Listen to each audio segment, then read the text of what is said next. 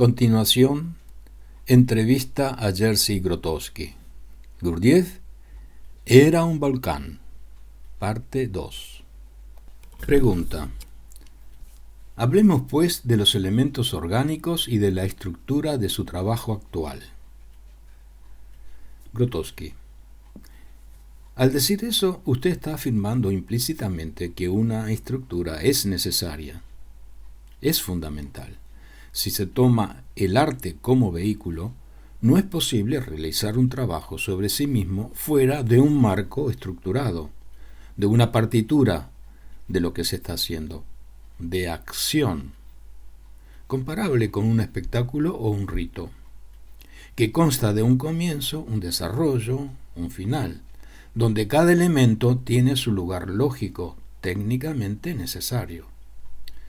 Para citar un ejemplo, un canto específico no puede situarse un poco antes o un poco después de tal otro. Me refiero a los cantos muy antiguos, que están vinculados con un enfoque ritual, porque es nuestro material de trabajo.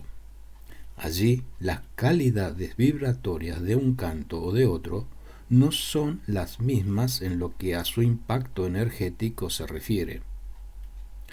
Por otra parte, si se habla simplemente de técnica, diría que después de cantar y encontrar las calidades vibratorias de un himno cuyo valor es altamente sutil, no hay que perder ese himno abruptamente, sino bajar, por ejemplo, hacia un nivel de otro canto más instintual, reteniendo algo del himno dentro de sí mismo. Evidentemente es un ejemplo demasiado simplista. Ahora volveré al tema de las diferencias de impacto entre los diferentes cantos antiguos. Desde el punto de vista de la verticalidad hacia lo sutil y de la bajada desde lo sutil hasta la densidad del cuerpo, hay una lógica. La estructura, la partitura performativa, constituye una columna vertebral. Si no hay estructura, todo se disuelve, se vuelve una sopa. La organicidad, dio allí con un tema, es también una palabra de Stanislavski. La organicidad, ¿qué es? Es vivir en armonía con las leyes naturales, pero a nivel primario. Nuestro cuerpo es un animal, no hay que olvidarlo. No digo somos animales, digo nuestro cuerpo es un animal. Por lo tanto, la organicidad está vinculada con el aspecto niño. El niño es casi siempre orgánico. La organicidad es algo que uno posee más en su juventud y menos al envejecer. Claro, es posible prolongar la vida de la organicidad luchando contra los hábitos adquiridos, contra el entrenamiento de la vida corriente, rompiendo, eliminando los clichés de comportamiento y regresando a la reacción primaria antes de la reacción compleja. Lo fundamental, me parece, es siempre hacer preceder la forma por lo que tiene que precederla, por un proceso que lleva a la forma. En un texto que redacté hace poco, doy un ejemplo de la noción de guerrero, en el sentido tradicional de la palabra. Digo que en el guerrero, una plena organicidad. El cuerpo y la esencia pueden estar en osmosis, y entonces parece imposible disociarlos.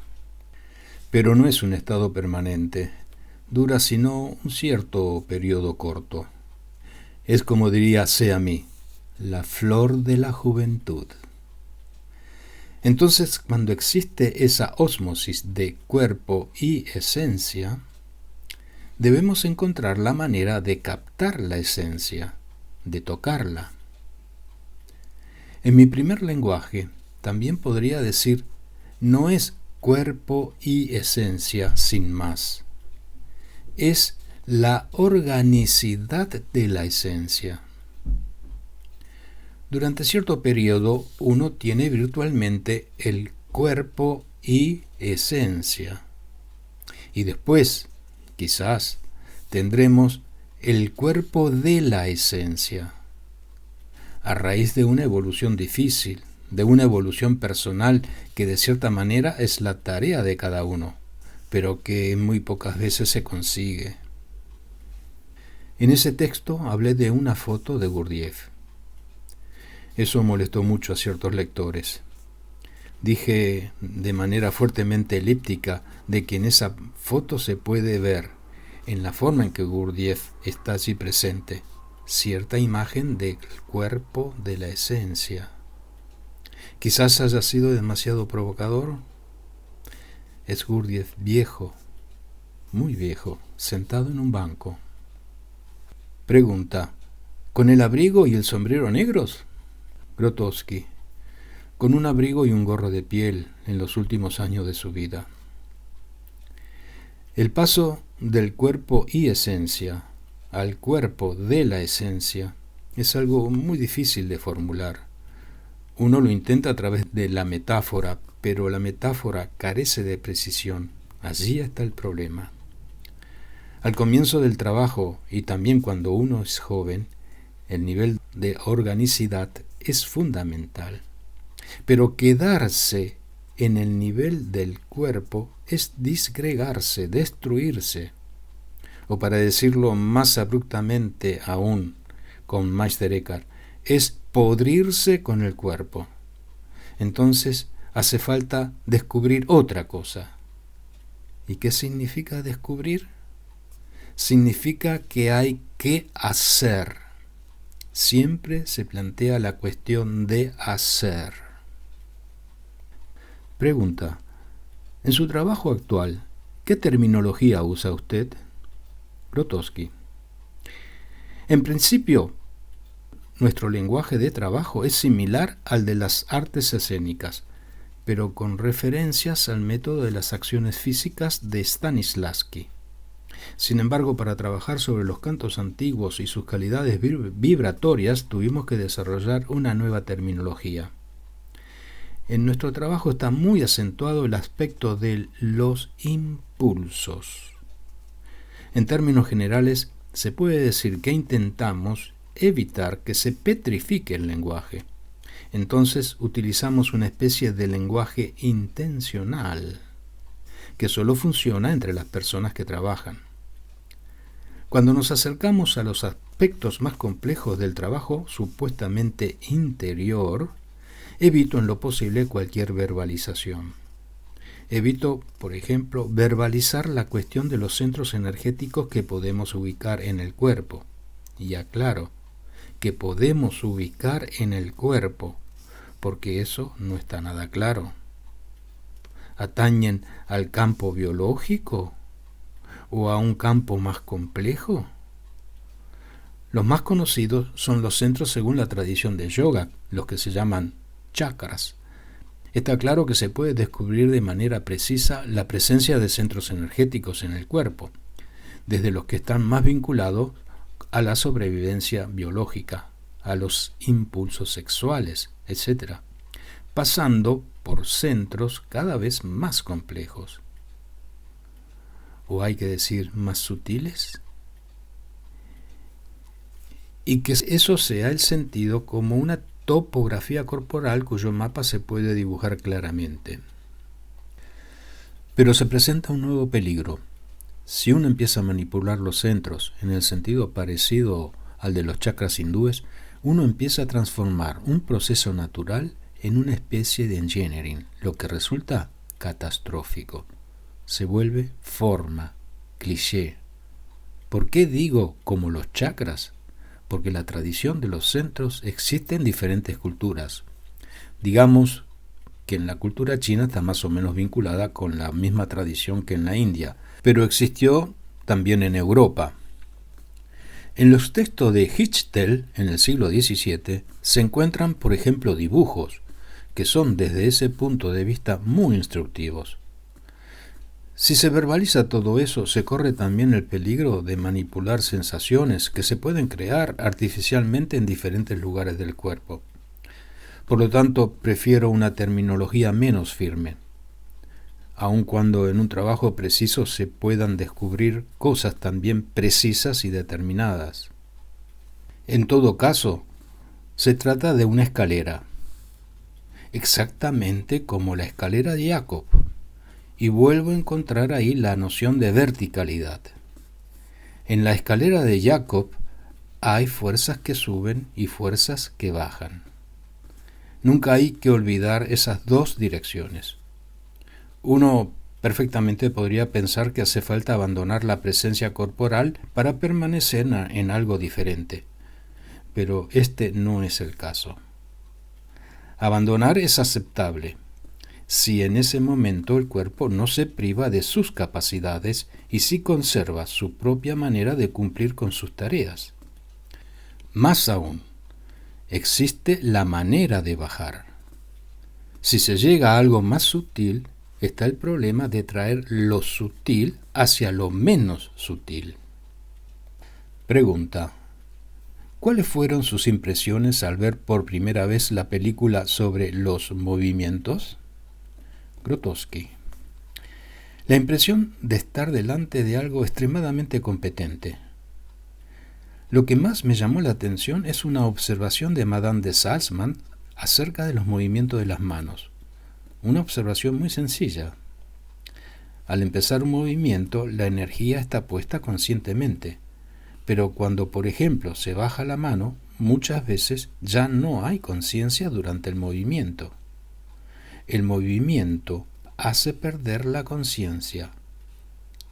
Esto es crucial.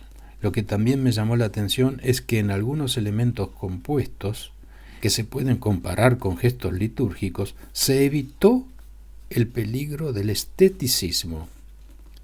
En este tipo de formas se corre el peligro de buscar la supuesta belleza.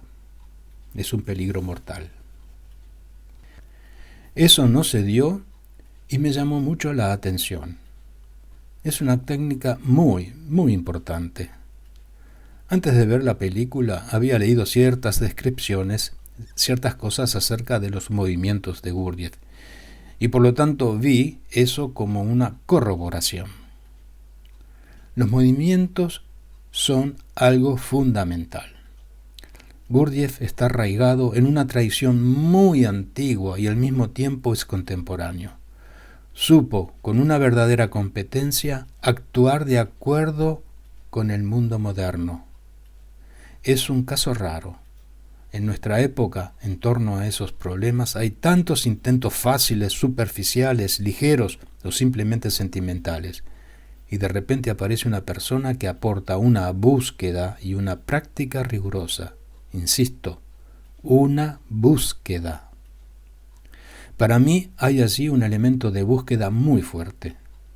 No es como implantar una rama de la tradición antigua. Es también, en el mismo nivel, una búsqueda profundizada que parte de los elementos antiguos, siendo al mismo tiempo una búsqueda contemporánea. Y por cierto, esta es la única manera en que se fundan las tradiciones. Pregunta: en los libros que usted leyó, por ejemplo, Relatos de Belcebú, esas ideas aparecen a veces como informaciones muy antiguas, y por otra parte, seguidamente ellas requieren ser verificadas, sometidas a prueba. Algunas de esas ideas, de las lecturas que le parecieron fecundas, ¿lo han llevado a experimentar algo definido?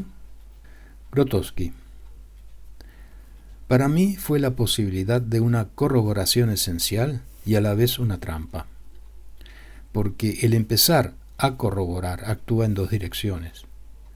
Pero primero quisiera decir lo siguiente: un libro como Los fragmentos de Uspensky es extremadamente instructivo y al mismo tiempo destructivo. Es un libro peligroso porque todo allí parece quizás demasiado sencillo. Uno lo puede entender según el orden de las ideas y empezar así a jugar con las ideas. La impresión muy fuerte que me causó Belcebú es que Gurdjieff lo hizo como una conclusión de las épocas anteriores y particularmente del trabajo del Instituto de Fontainebleau. y que quiso bloquear cualquier posibilidad de hacer juegos con las ideas, de Formatory Thinking. Su libro Belcebú fue concebido de manera tal que excluye prácticamente cualquier posibilidad de jugar con la terminología. Comparado con Fontainebleau, es un enfoque totalmente diferente para pasar a la instrucción. El orden de las ideas resulta muchas veces muy peligroso, porque puede ser también formatory thinking. Ahora, para contestar a su pregunta, desde el momento en que empecé a leer sobre el trabajo de Gurdjieff, las comparaciones prácticas y las conclusiones no solamente debían corroborarse, sino que debían además tocarme. Es evidente. Me resultaría difícil analizar qué detalles, qué elementos, porque también puede resultar peligroso preguntarme ¿de dónde viene un elemento? ¿Y de dónde tal otro? Lo importante no es que vengan de alguna parte, sino que funcionen. ¿Está claro el criterio? Eso quiere decir, hay un elemento que funciona y que se corrobora aquí y allá. En el caso de Gurdjieff, el impacto es de algo a la vez muy antiguo y contemporáneo. Son fuertes a la vez la tradición y la búsqueda. Y al mismo tiempo, allí está la manera de plantear ciertas preguntas fundamentales. Allí ya no estamos en el detalle técnico, sino en el fondo de las ideas con todos los peligros que eso conlleva. Pero en Gurdjieff hay algunas expresiones claves como morirse como un perro, la muerte honorable, que son expresiones ineludibles. Arrojan una luz muy particular sobre la cosa porque no se refieren a categorías un poco confusas como la vida después de la muerte. Acometen directamente las posibilidades. Eso quiere decir que plantean la cuestión práctica. Continuará.